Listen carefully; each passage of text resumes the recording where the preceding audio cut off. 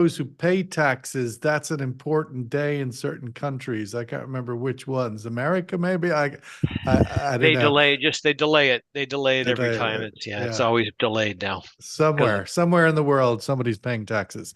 That's good though. That's very good. No stranger day than this Monday morning. It has to be said. It reminds me of a time in which I was covering a war in southern Lebanon, and way back when, actually, just before Benjamin Netanyahu was first elected in 1996, which is strangely nearly 30 years ago now. But nonetheless, the memory is that we were in Tyre, in the southern city of Tyre of Lebanon, that had been cleared out by the Israelis because they said anybody remaining in the city was a legitimate target. But the story was that we were all journalists huddled in a hotel hoping for safety, and a plane flew over our heads and set off the sound barrier that one of the Israeli fighter jets. And it was so loud and explosive, it was like a bomb. And we all turned to each other as if it was our last moment, and nothing happened. I feel this is what it feels like this Monday morning. The sound barrier has been broken, but nothing's happened. Omar Najia, global head of derivatives at BB Energy, makes sense of why oil prices are falling this morning after the first time in the history, I think, certainly in 45 years, that Iran has targeted Israel directly. Well, I mean, it makes perfect sense to me. Oil prices don't follow the news, right? The news basically not only depends on who's writing it to try and understand what's going on, but nobody, I mean, I don't know the single person who says, I mean, like in the profession, who says, oh, you know, oil prices are going up because, this happened in the news, because that happened in the news. Otherwise, nobody would trade anything. You just follow the news, and if the news is bullish, you buy, and if the news is bearish, you sell. So, no, it doesn't follow the news. Now, definitely the stuff that's going on, geopolitics, you can look at that. Geopolitics is constructive, but I keep trying to remind people. I've been, I remember doing this show when oil prices, WTI was printing $67, and people were still saying lower. It's because of China. It's because of this and the global economy, that. And I don't know what's that. We're $20 a barrel higher, and it's the same thing. Why are prices higher? How come, we're still where we're not? We've moved up $20 a barrel, except the news hasn't been like $20 a barrel bullish. So I think basically oil prices are going to find new highs. I think oil prices are determined by sentiment, money flows, all that kind of stuff. And the argument is still the markets are inflationary. Money has to find a home. Oil is incredibly cheap. Stocks are incredibly cheap. I'm not talking about, if you use any kind of metric, any kind of fundamental metric to measure them. But when you're talking about, the US spending, exceeding their debt by $1 trillion every 3 months, the world is clearly inflationary. If you have cash, you've got to put it somewhere. And you can either put it in treasuries, which are going to give you 4% over 10 years, or you put it in something like the S&P. And if you put it in the S&P, you only buy those 7 stocks: Apple, Amazon, etc., etc. So I don't think people are using their minds and adding and subtracting. I think they're basically, there is money, it goes in one place, and I think commodities are going to go up. I think gold is already going up, Bitcoin's going up, oil has gone up, and I think there's more to go for all of them. Well, let's go to, it was great that we've got the whole world covered here this morning in terms of the span of geography. Clyde Russell, Asia Commodities and Energy columnist for Thomson Reuters in Australia. And even though traders don't read your work and don't care about what you have to report, Clyde Russell, the good news is for you, they still buy your service. So they must be buying it for a reason. And your article this morning, Clyde, was very appropriately headlined: Iranian attacks on Israel give a muted response to the crude oil reaction. Your thoughts on what you covered in your article this morning and this sort of boom without a bang? Well, I think, there's another old saying in the sort of journalism world of, you buy the rumor, sell the fact. So last week, I mean, oil did go up last week, and you could say that that was partly driven by fears of what Iran was going to do in retaliation. That question was answered over the weekend, and quite frankly, seems to be more of a symbolic retaliation than a real one. I can't think that the Iranians knew that most of their missiles and drones would be intercepted. They must have known that that was the likely outcome. They were hoping, obviously, a couple struck, but it was more that sort of symbolic thing. Look, we can hit back at Israel. We can hurt them a little bit, but we don't really want to do it too much. And you notice very quickly thereafter, you had Iranian talking heads on saying, that's it, we're done for now, everything's okay. So the message was very much, we've made a symbolic strike to save face, to show our supporters that we can do so, and now we're going to move on, and it's the ball's back in Israel's court. And you also then hear very much everybody telling the Israelis, just calm down, and let's see if we can de-escalate the situation. So I think the oil price is having a naturally muted reaction to that sort of thing. If you look at it, I agree with Omar. There's been a lot more bullish news over the last few months than is actually reflected in the oil price. And I can only really say that that's probably a reflection that demand isn't actually as good as OPEC or the IEA had thought it was going to be, that it's a little bit muted as well.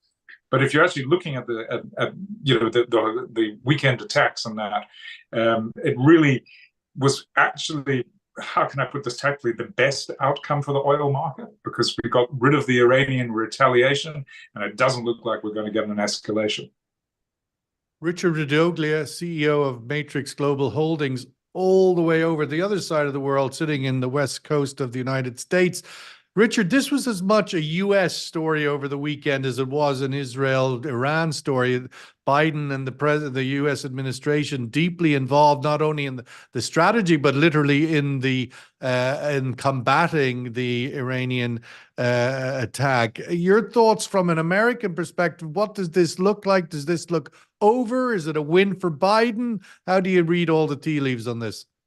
I think Biden is continually having to walk a very, very fine line. He has to show, kind of, we're a leader of the world and we're going to do the right thing. At the same time, he comes out and after the meeting with Netanyahu, his press release says, "Here's what we told them not to attack." So what's going on it's an election year, and his base is being divided between what is going on in Gaza and further issues having to do with any kind of military intervention. Biden's biggest concern, number one concern, is higher gasoline prices. He already used the Strategic Petroleum Reserve during his last election to take it down by almost a third to bring gasoline prices back down again, and those gasoline prices are back up again. Omar is correct. The prices are going back up again. I think this has to do, and really what's happened in this attack is, this shows you, and I've talked about this many times before, is information technology is not perfect, but it is very, very good. People understand supply-demand balances in real time. And I think what we're experiencing is that the market is showing itself to be a bit stronger than people expected. And I always thought that the market was going to be going higher. I think the biggest problem that we're experiencing is the energy transition and the capital that's flowing out of upstream oil and into other things. And we're seeing right now that is starting to suffer. I think we can talk about short-term movement, but really holistically, where is this market going? Where is it going to be a year, 2 years from now? We're hearing from OPEC, we're hearing from the Saudis that what has to happen is we need to put more money into the upstream sector. So we're caught. The U.S. is caught. I don't know if you saw this. We had the largest increase in royalty payments in over 100 years. We raised them by 30 for oil production. So the Biden government, not only did they stop LNG exports for review, but at the same time they raised the royalty payments on oil production by over 30%. So I think on oil production on public lands. On public lands, but right, but still, that's a big number, and it's the biggest raise in 100 years. So it just shows you kind of the psyche behind it, and I think this is something that's going to be an issue going forward. Gasoline prices are going back up again. Power prices, I think, if the German Journal had an article the other day that home utility bills are up 40% since 2019.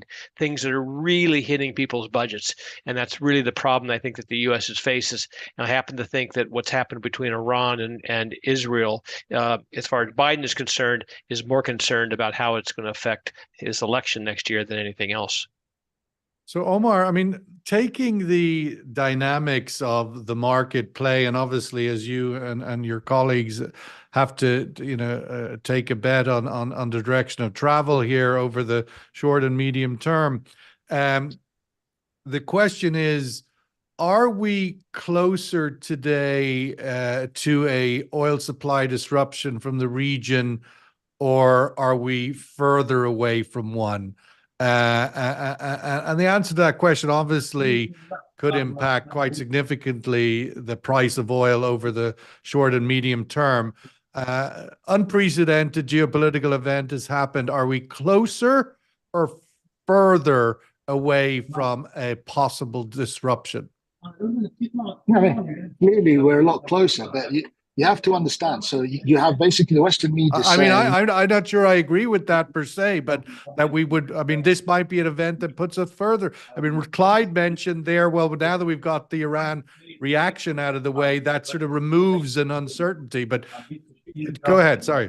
No, so basically you have the Western thing, which is that, Israel hit Iran hit back, and nothing got through, and Israel now will do nothing, all the rest of it. So you've heard that point of view.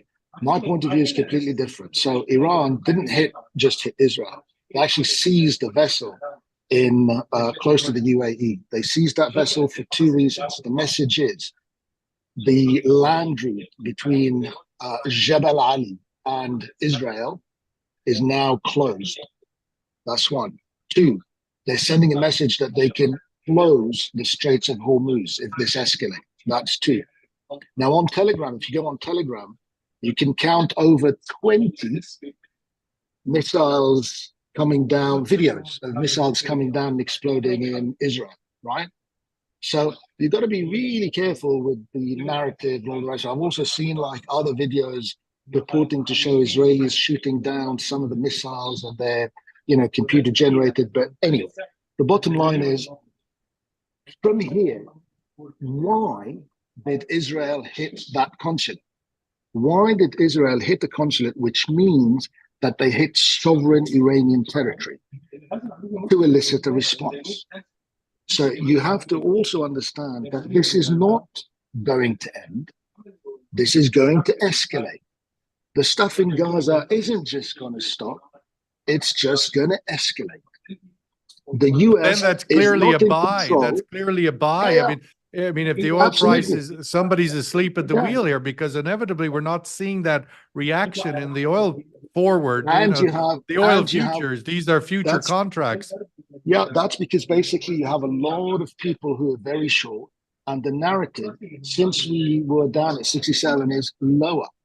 Now they've been wrong for $20 a barrel. And I can guarantee you one thing: this thing goes much higher. Prints like 90-91, they're all going to cover, and it's going to be like a big thing that they're going to have to cover.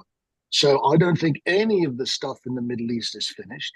I think basically that you're seeing basically an entire strategy develop. Iran said basically that the days of strategic patience are over, and anything that Israel does, we will respond to more or less immediately. That is an increase in tensions. Now, the Western media will not, maybe they don't want to report that stuff. Maybe they have like a, bias. I understand. Or the audience, they can't they'd have to spend a long time explaining to them what's going on. But the bottom line is, Iran has signaled that they will shut the Straits of Hormuz, that they will shut the land bridge. And Israel is going to go into Rafah, 1,000%. I mean, it beggars belief that they say it, they position for it, and still nobody's like, no, of course they won't. Well, No, Clyde, no, I mean, stop. all of these things that Omar is mentioning, I mean, you don't see that in the oil price at the moment. I mean, clearly it's early days. It's only the morning after the night before, so to speak. So there's still a lot of sort of swallowing what's exactly going on here. But clearly, there could be a momentum where the paper market's getting out, selling its profits, and maybe that's what we're seeing, this sort of slight dip in the morning. Well, I think there's a definite element of that, the buy the rumor, sell the fact kind of thing. I think your question as to, are we in a worse situation now, or are we closer or further from a supply disruption, which is what we've been debating for months here? Okay. And this event, does it bring us closer to that happening, or does it bring us further away? So if you go back to Friday, we're now further away. If you go back to December, we're closer. It all depends on where you actually start your point of looking at this. Is there an imminent supply disruption threat? I don't think so. I think you've got to look at the ultimate interests of everybody. Is it in Iran's ultimate interest to close the Strait of Hormuz? That would put them offside with everybody in the Middle East who uses that strait, and they would probably force a military confrontation with the US. I don't think that's in their interests. The Iranians are just getting back to a semblance of normality. Western sanctions are still sort of there in theory, but they're not really being enforced. Those can come back.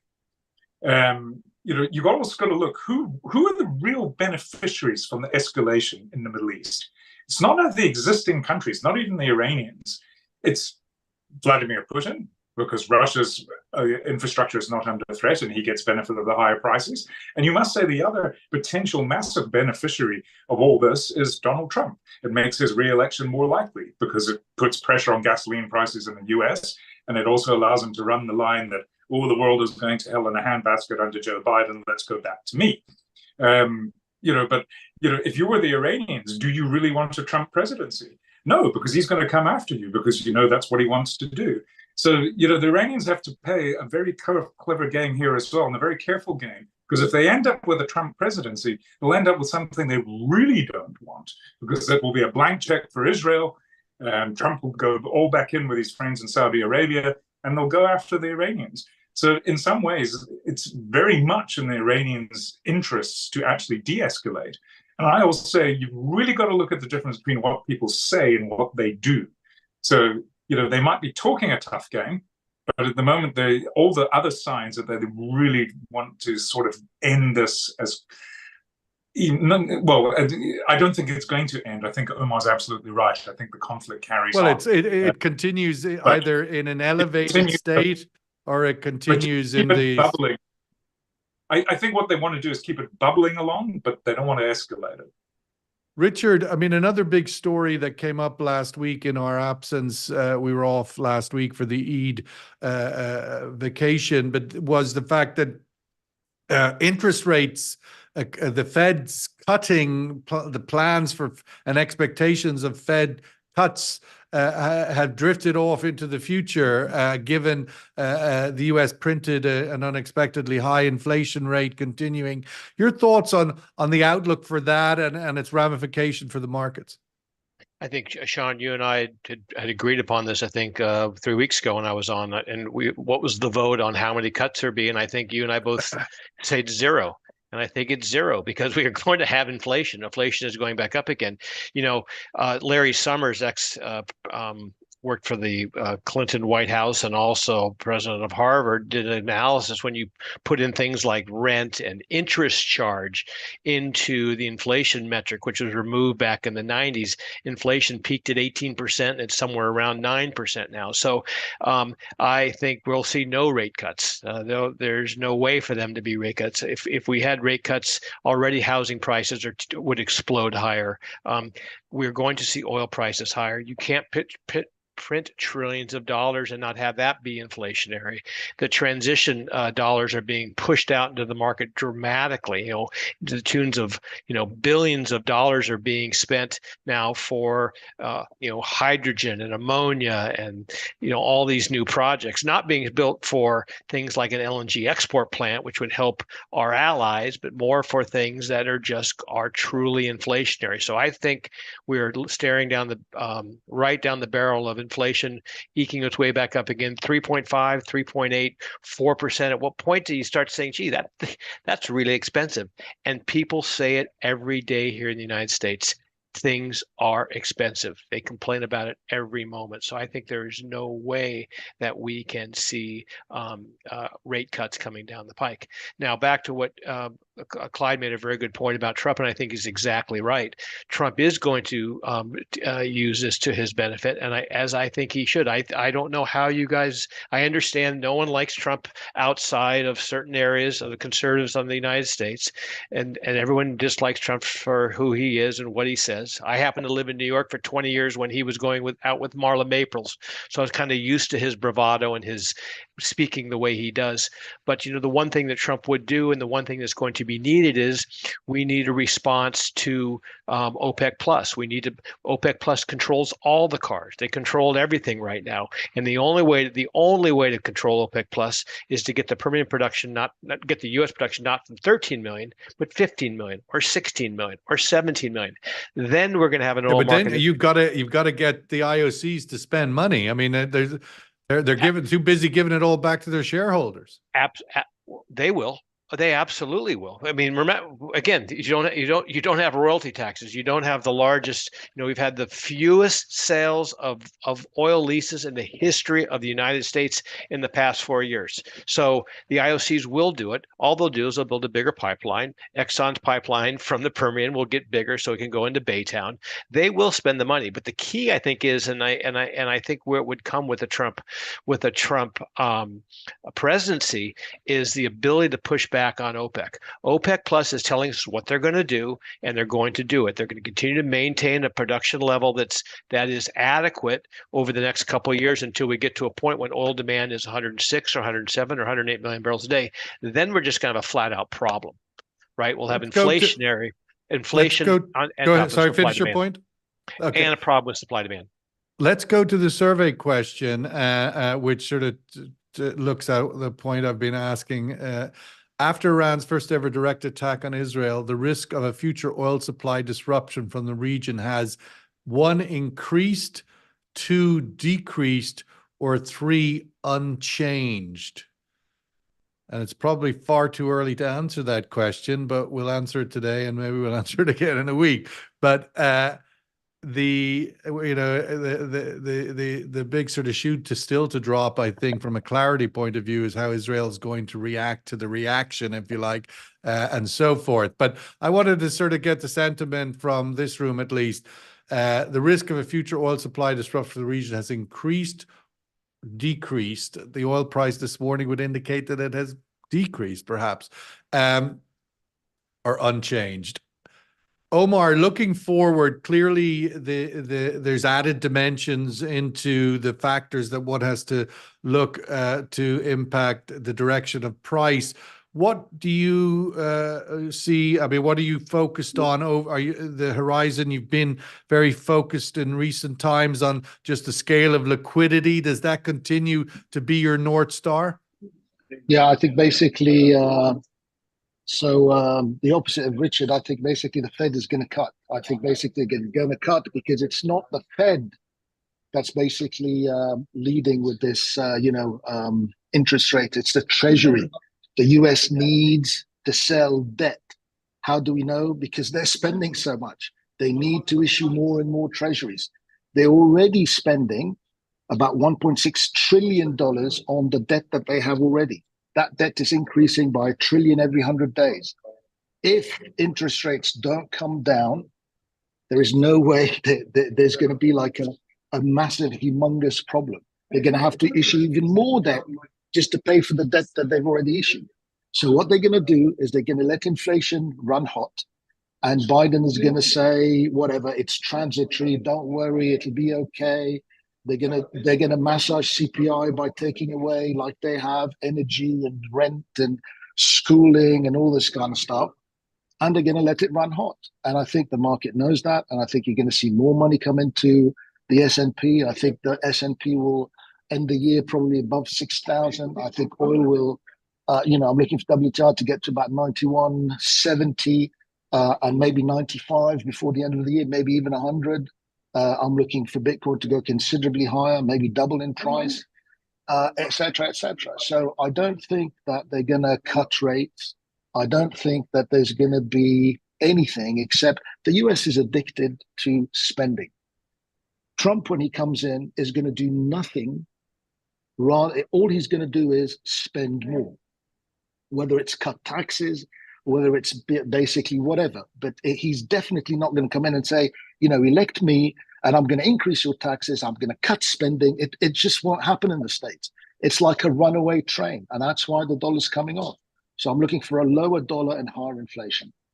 Clyde, meanwhile, also last week while we were away, China's first quarter oil import numbers came in and they look very strong, reasonably. I mean, a little dip in March, but ultimately over the quarter, still knocking on the door of 12 million barrels a day of imports. Your thoughts on the first quarter and the outlook going forward for China? Actually, they weren't really that strong. If you're actually looking first quarter to this year to first quarter last year. Unless Reuters reporting is incorrect, I'm not sure. But yeah, they're more or less exactly the same. In fact, it's just over 11 million barrels a day. If you do it on a barrels per day basis, they're actually slightly weaker this quarter because of the extra day in February this year compared to last year. So what you've really got is a fairly steady outcome. Okay, steady is a good word. You had a strong January-February period and a slight pullback in March. But the one thing that was interesting is there was quite there was quite a large drop in China's refined product exports in the first quarter. So that does mean that more of the crude they took and they kept domestically. They weren't exporting it as products. So that does speak to some strength in their demand. So there is a case to be made for that. I always say when the crude oil price rises, you've got to be wary of China's imports 4 or 5 months down the line because they'll tend to pull back if they think prices have risen too much. Or they could be taking the view at the moment that they're going to rise even more, so we best stock up the next coming months. That's, there's a debate going on right now within the trading community in Singapore as to what the tactics should be. Do we buy as much as we can in the first half because we expect prices to be much higher in the second? So that's kind of where they're thinking. So I think the bottom line is China's import demand is probably going to hold up fairly well over the coming quarter. That's kind of where I see OPEC will be watching that quite closely. They're meeting in 6 weeks' time in Vienna. Big meeting expected to whether they can open the doors to start loosening their cuts. Will China deliver them an opportunity to do that, do you think? Well, I think there's a lot of behind-the-scenes talking that goes on, and I think the Chinese will be saying, if crude oil price remains, sort of not really much above 90, we'll happily we'll buy a bit more, and if the crude oil price goes above 100, we'll stop buying, anything extra, and we'll use up some inventories. I think I don't know if they actually directly tell producing countries that, but I think they basically in their monthly they do through their monthly imports, I suppose. I mean, that's what that's what the data says. The message is delivered. It's obviously the world is much more than China demand, but you got to think that you put oil back above $100 a barrel, it's going to start crunching demand. And not just in the Western countries, you're going to see a lot of developing nations across Asia, Africa. That sort of price level starts to really hurt, and people basically stop driving, and industrial activity falls, construction stops, diesel demand goes down. So it does have an impact, and I think OPEC will be aware that you go above 100 in the current environment, it's going to have a bigger effect on demand. We had, I was at the FT Summit last week in Lausanne, and a number of things I took away. One was the Vitol CEO saying that they see China fairly close, I think was the quote, to peak oil demand. Richard, looking in the US and more in the short term, obviously OPEC will be watching the demand side of China as one of the key indicators as to whether they can loosen up some of their cuts. But they'll also be watching the incremental supply increase in the US. This year, it's after a very significant growth last year, looking to be lower, maybe even lower than is expected even now. Your thoughts on the US in this year to add new supply? I think the numbers, it's been between 200 to 500,000, 13, let's go with 13.3 million as a production number, right? I Right. think one of the I've said this before, one of the more amazing things about the energy market is its ability to adapt. And what we're really seeing is our export capacity. And so as long as the export capacity is there now, and I think we've dropped about 3.3 this last week or so a day, down from around 4.1, 4.2, that's going to continue. WTI now is really, I would consider it to be the Brent. It goes into the Brent complex, right? So we've seen a complete change of how oil flows in the United States, and I think that because we have export capacity becoming more and more efficient, right? It's really running on all cylinders. I would tend to think that's going to keep oil prices or keep oil production relatively robust. That's going to allow those barrels to leave. We need to move the sweet barrels out of the United States. The Trans Mountain pipeline is kind of finishing up, but there's some issues there. So we're going to see heavy crude kind of coming down from Canada still here in the short term. But I think what we're looking at is U.S. oil production weathering this storm. High oil prices cure a lot of ills, and I think that even though there's been an increase in royalties on federal land, the big boys have consolidated. They've increased their export capacity. They have the ability to move it into the Brent complex now instead of vice versa. It used to go the other way decades ago. And so I think we're looking at a very robust U.S. oil production and oil industry. Those companies are paying out good dividends. I read an article just recently about some of the people caught short on that, on the equities there. But I think what we're looking at is a very steady U.S. oil production. Ironically, natural gas is in super contango, right? The natural gas is $1.75 up front, and it's $4 a year and a half out. So the market's looking out in the future. Associated gas is really the problem there with crude production being up. So I think what we really have is just kind of a two-tiered market, right? Crude and heavy backwardation, natural gas and heavy contango. But that's really a function of crude production being up. Well, it certainly looks like at the moment that if all things remain the same, $90 on Brent, OPEC will probably be holding their fire.